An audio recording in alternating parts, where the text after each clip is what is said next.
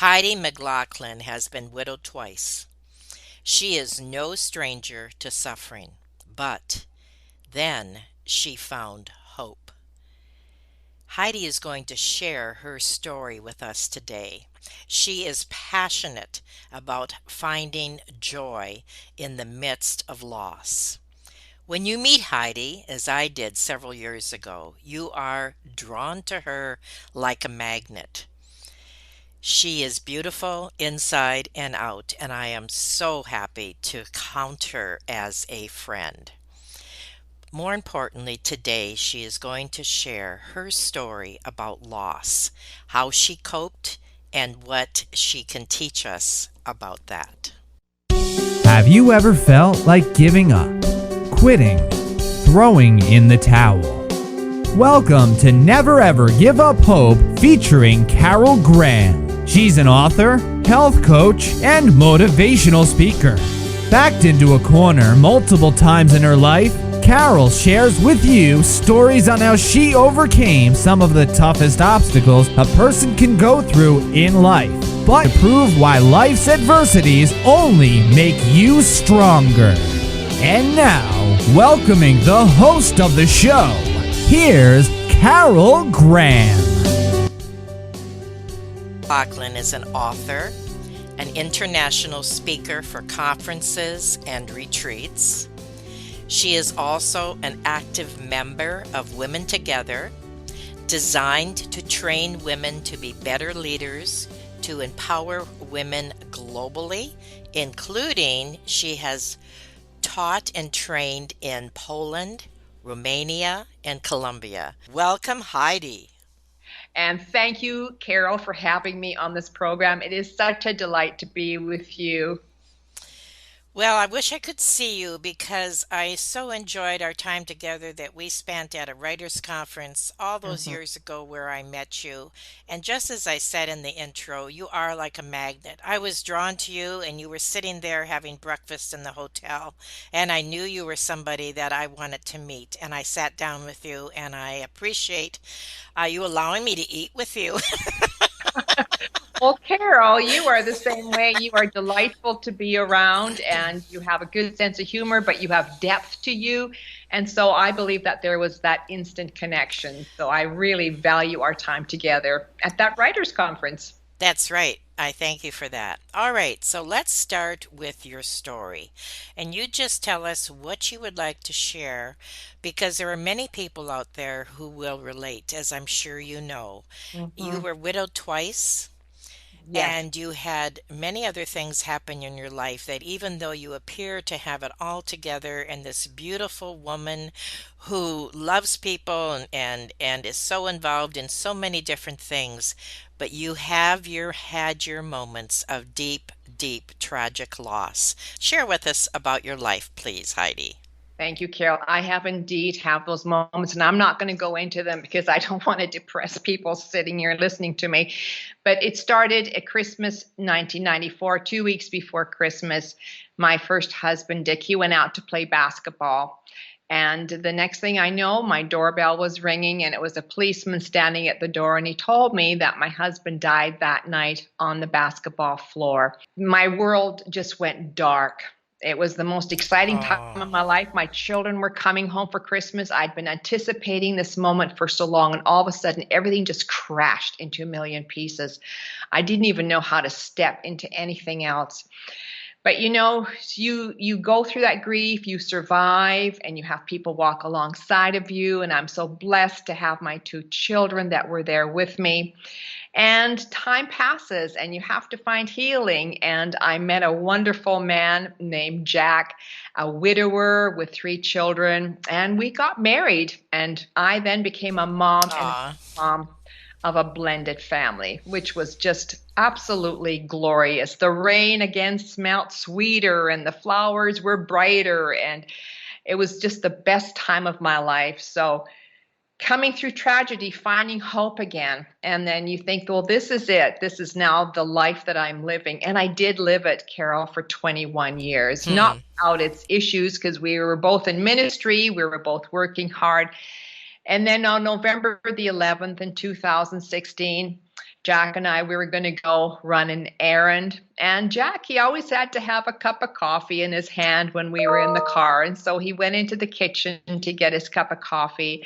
And all I heard was a loud crash. Oh, my word. I ran in there and he was on the floor. And as I did CPR on him, he took his last breath. Mm.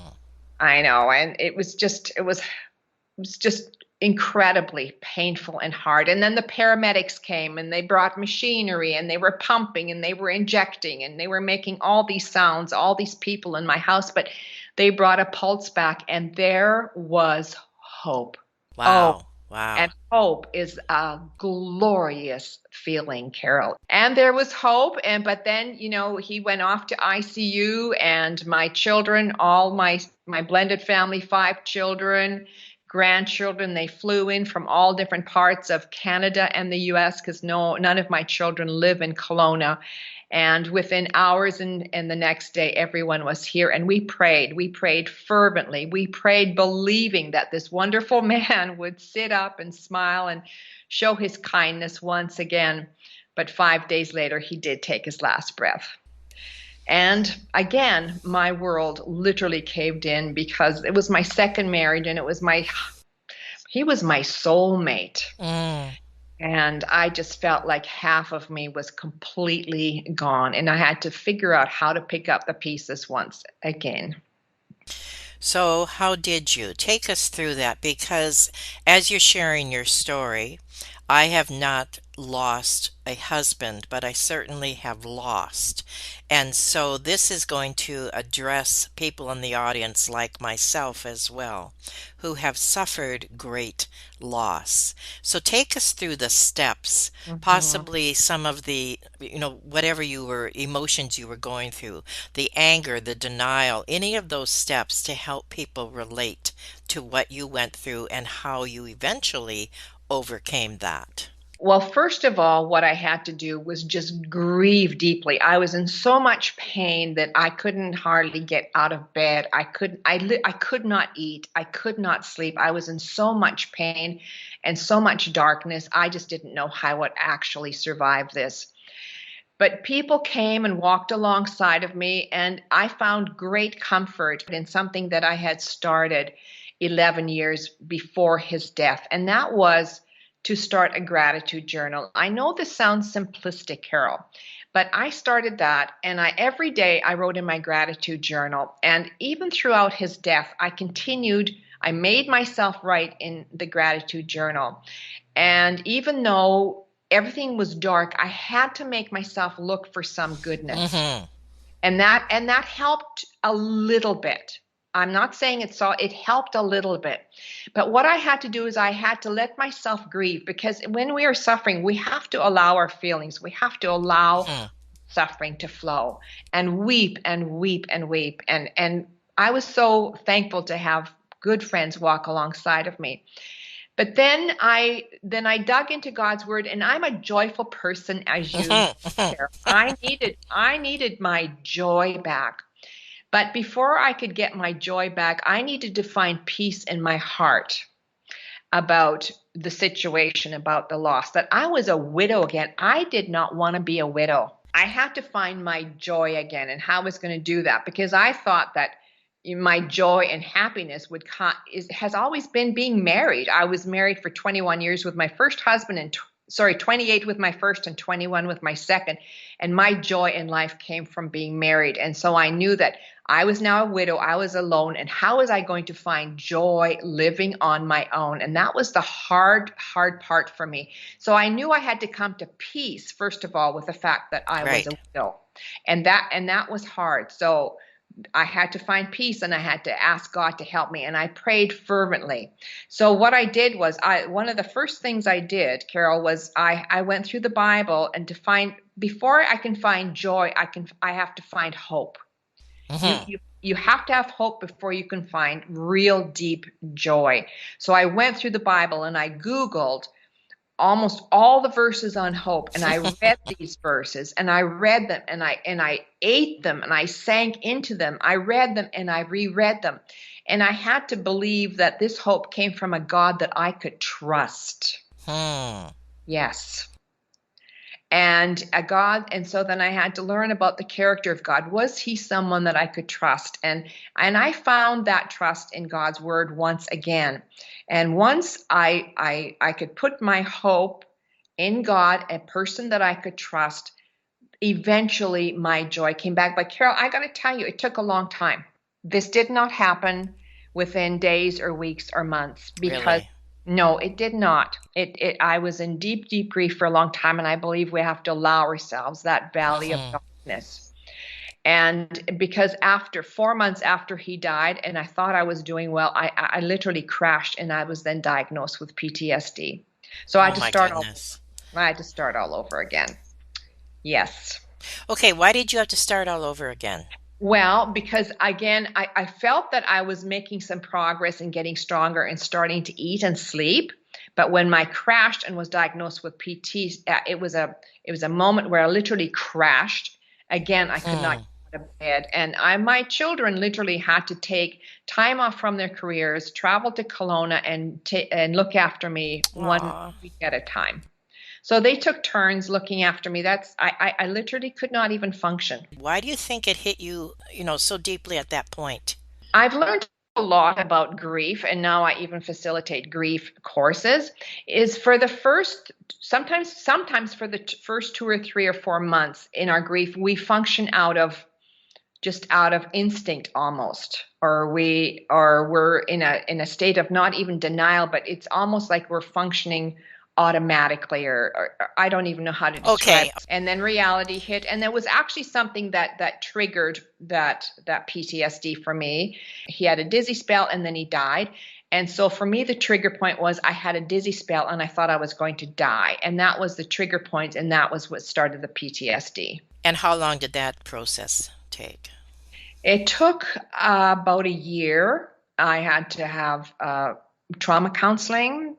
I had to go on medication, and I had to dig into God's word. It wasn't just one of those that helped me get through this, it was all of them. And I had friends walk alongside of me. I had people come and pray with me. Again, I dug into God's word. I never stopped writing in my thankful journal. And slowly, the more I found peace, the more I found hope, my joy was starting to come back. That is an excellent point. The more you found peace, the more you found hope, the more your joy came back. The more you found peace, the more you found hope, the sooner your joy returned. Are you saying that it is necessary to have those first two steps before you can realize true joy? I don't know how it is for everybody, but that's how it was for me, because true joy comes from within. You see, we can have happiness. We can create happiness all around us. We can create situations where we're happy, but to have the kind of joy that is sustainable in any circumstance, that you can survive anything, it has to come from deep within. And if it comes from deep within, it first has to come from a place of peace. Am I at peace with myself? Am I at peace with my circumstances? Am I at peace with God?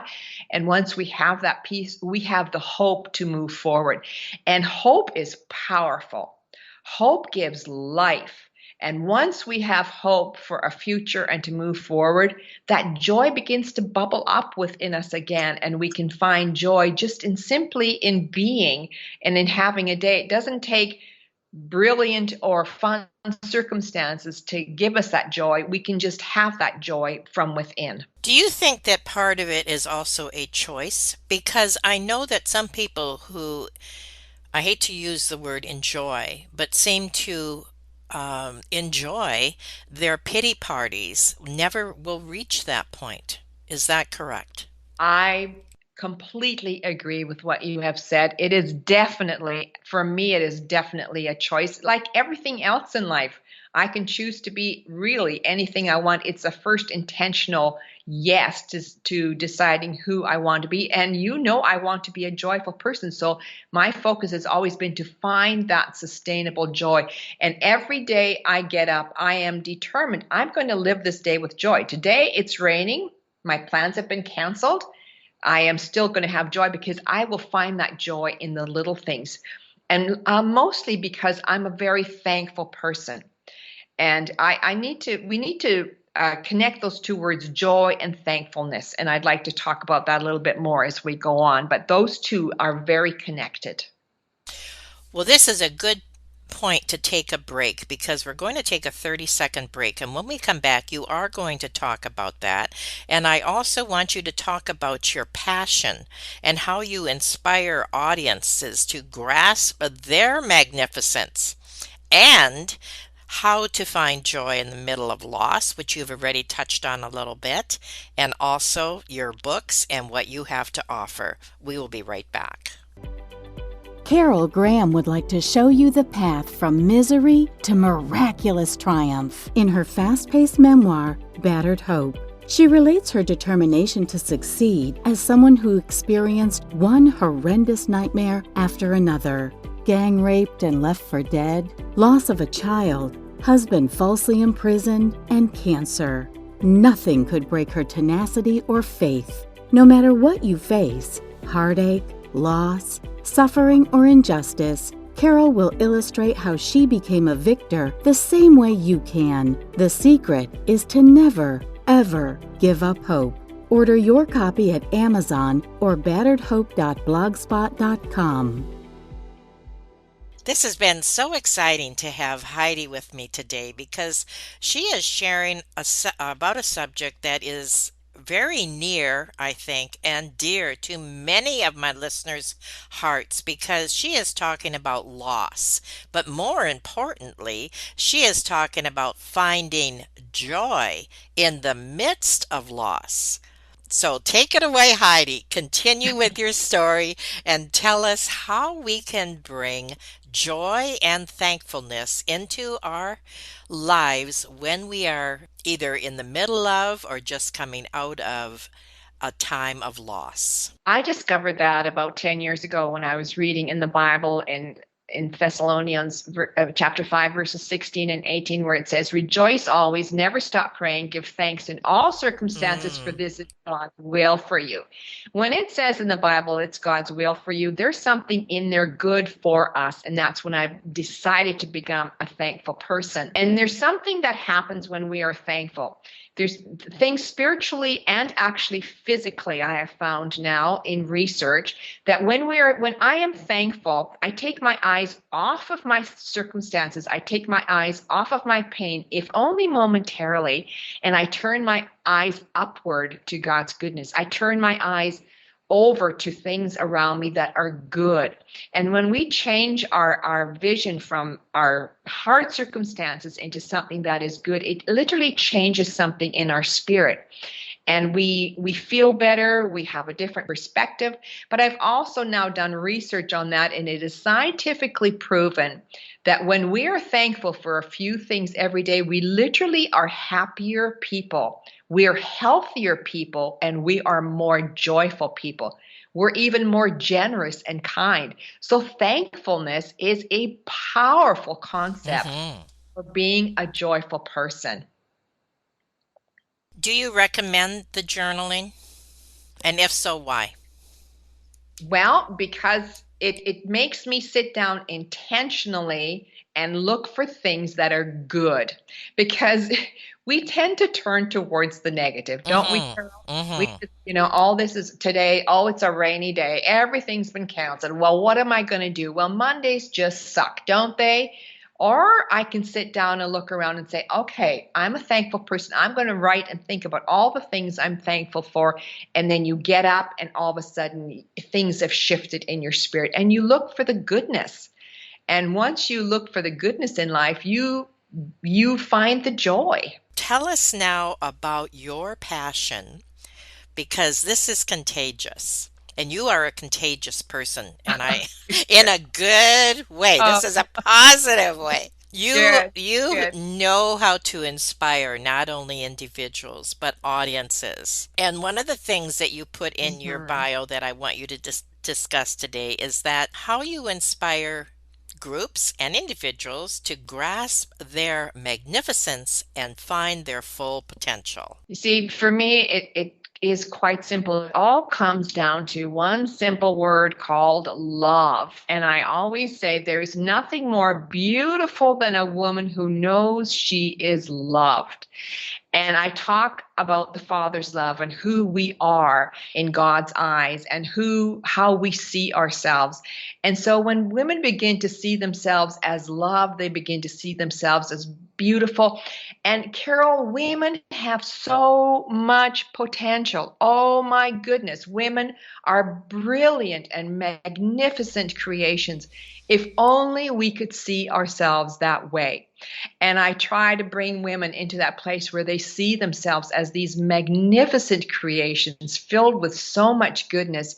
But for some reason, women have low self-esteem. We just feel like we're never enough. We're never good enough. We're not smart enough. And I try to bring women into that place of seeing them through God's eyes and how magnificent they are and how smart they are. We're all really, really smart. God has given every one of us this incredible brain. Then, once you begin to tell women their potential, that the future is just filled with potential for them, it gives them hope. It spurs them on to be something more than they are in the present. Tell us a little more how you incorporate this into what you are sharing in a global sense. Well, in a global sense, what I do mostly is I speak on leadership, on empowering women to be leaders. Again, this concept that I talk about is that women, the potential that we have within us. We have the potential to be leaders. We have the potential to be world changers. If we know that we are loved by God, that we have God's love within us, that when we know these things about us, we can be leaders not only in the world, but in our families, with our marriages, with our children, in our communities, with each other. We can be leaders. And that's what I inspire women to be through programs, through Women Together, for women to grow as leaders in the world. We need loving and kind and strong leaders. What a tremendous passion. That is, oh my goodness, that's wonderful. I mean, I have been following you for some time and I was aware of this, of course, already, but to hear you put it in that perspective, I really appreciate that and thank you. One of the things that you said, and I'm quoting you, and if you want to expand on this, that's fine. And then we're going to talk about your books. And that is, I do not do ministry to make people feel better. I do it to give them tools to learn how to have a transformed life. That is a powerful statement. Anything more you want to add to that before we talk about your books? Thank you, Carol. Thank you for quoting that. I do want to make people feel better in the moment, but I want to take them into a place where they don't just feel better, where they know how to make themselves feel better. Everybody wants to feel better, and I can come into a room and I can make everybody feel better for a little while. But then after they go home, I want to give them tools how they can do it. Right. Because, we all want somebody to come and make us feel better. We want somebody to come and make us feel loved and to feel good. But then what happens when we're back on our own and we have to live life? And I just love giving people tools to just empower their lives to be all that women can be. Excellent. Excellent. I want to talk about your latest book, but before that, just to give a little background, give us a sentence or two about the other books that you have written, and then tell us about your latest one. Oh, thank you, Carol. My first book was called Beauty Unleashed, Becoming Beautiful from the Inside Out. And my second book is called Sand to Pearls. And that is about making powerful choices to empower our lives, to enrich our lives, because I have found that women don't always make good choices for their lives. And that book is all about how to make good choices. And then my third book is called Restless for More, how we're looking for things in life to make us happy, how to fulfill that restlessness, how to Let's go shopping, let's go on another vacation, let's do this, let's do that. That restlessness within us to satisfy our soul, but there's nothing that will satisfy our soul in this world that will sustain us for very long. So how to find that satisfaction for our soul? And then, of course, my last one is fresh joy, finding joy in the midst of loss, hardships, and suffering. And that is my personal journey, as we've been talking snippets about that today. And how do we find joy in the midst of pain? And we can do that. And there's a whole book and 12 chapters on how to do that. Give us a couple of steps. Well, thankfulness is my number one step. Absolutely. Digging into God's word, being connected to other people who can walk alongside of you, realizing that our circumstances do not define us. They do not define our future.